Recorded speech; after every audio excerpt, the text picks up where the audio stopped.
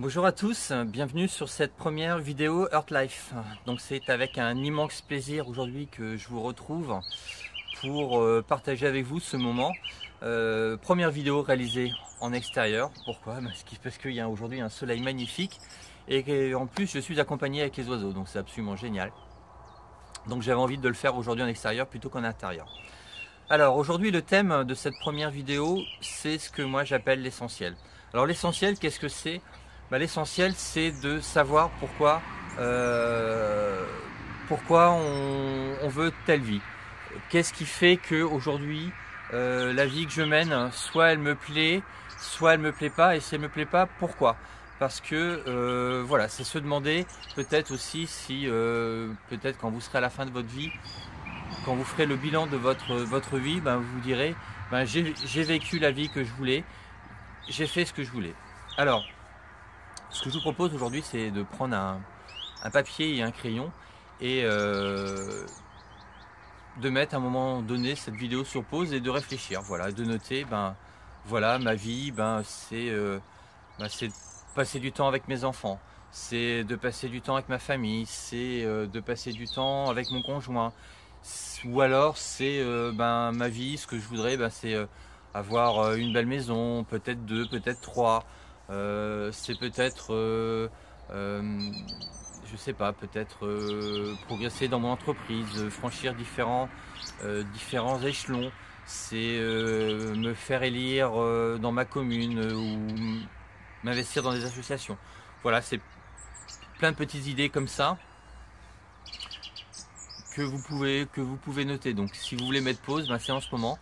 Donc ces 5 plus grands regrets, ça vient d'un livre qui a été écrit par Bronnie Ware. Bronnie Ware, c'est une infirmière australienne qui a aujourd'hui 50 ans, qui vit à Sydney et qui a travaillé avec beaucoup de patients qui étaient en fin de vie. Et elle a recueilli pendant plusieurs années les regrets des personnes justement qu'elle accompagnait. Et elle en a écrit un livre. Et dans ce livre, il y a 5 grands regrets qui prédominent, qui ressortent. Et ces regrets, je vais vous les donner et ça va peut-être vous faire un peu réfléchir. Le premier, c'est j'aurais aimé avoir le courage de vivre comme je voulais et pas de vivre comme la vie qu'on attendait de moi. Ça, selon Bronnie Ware, c'est peut-être la vie qu'elle a le plus recueillie, qu'elle a été le plus partagée. C'est-à-dire que, on a tous le sentiment d'être un peu on va dire envahi par notre vie, par le travail, par internet peut-être, et on ne prend pas le temps de vivre la vie telle que nous on la ressent. Ça c'est le premier ressenti. Le deuxième, qui est un ressenti qui est plus masculin, c'est je regrette d'avoir travaillé aussi dur. Moi j'ai connu beaucoup de gens dans mon ancien métier qui faisaient 10-12 heures de travail et qui couraient tout le temps, qui prenaient jamais le temps de souffler, jamais le temps de se poser. Et j'avais le sentiment, et qui était aussi le mien à cette époque-là, qu'on ne vit pas sa vie, on la brûle. Et c'est parfois comme ça qu'on arrive à des situations de burn-out. Donc voilà, un ressenti plutôt masculin, peut-être parce que les hommes sont plus carriéristes que les femmes. Voilà, où on regrette d'avoir travaillé aussi dur. Donc le troisième ressenti qu'a récupéré Bronnie Ware, c'est j'aurais voulu avoir le courage d'exprimer mes sentiments. Bon là, il n'y a pas grand chose à développer, c'est dans nos relations, alors que ce soit avec les gens qu'on apprécie et ceux qu'on apprécie un peu moins, on a tendance souvent à garder des choses, voilà, de peur de se blesser ou peur de se blesser ou blesser quelqu'un. On ne dit pas les choses et puis on s'aperçoit que ça peut à terme justement avoir plus de dommages que si on avait dit les choses. Le quatrième point, c'est je regrette de ne pas être resté en contact avec mes amis. On a tous dans notre vie des gens qu'on a côtoyés, auprès de qui on a été très proche à un moment donné et qu'on a un petit peu abandonné parce que la vie a fait que, quoi. Et moi je voulais partager avec vous une histoire. J'ai retrouvé un ami avec qui j'ai fait mon service militaire, alors ça remonte à loin, c'était aux années 96. Quelqu'un après qui j'étais très proche, on s'entendait très bien. Et on s'est perdu, on s'est retrouvé par le biais de Facebook, donc plus de 20 ans après, et on a prévu se voir prochainement. Et vous voyez, c'est des choses comme ça où je suis super heureux de retrouver quelqu'un auprès de qui j'ai partagé un moment de ma vie. Et tout ce que j'espère, c'est voilà, après de reprendre cette relation de manière à le conserver un peu plus longtemps. Le dernier point de cette étude, c'est un point aussi qui est beaucoup ressorti,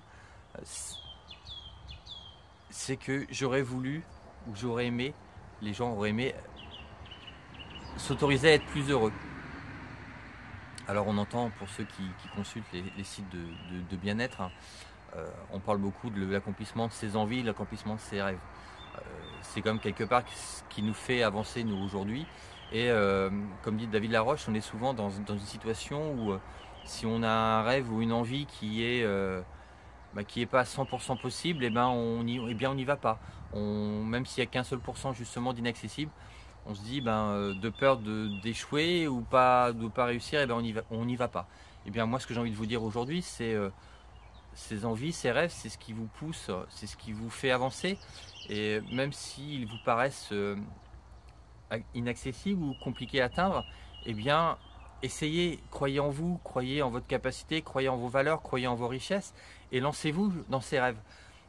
Même si vous n'êtes pas sûr de les atteindre, vous êtes au moins sûr d'avoir essayé et au moins sûr d'avoir appris quelque chose.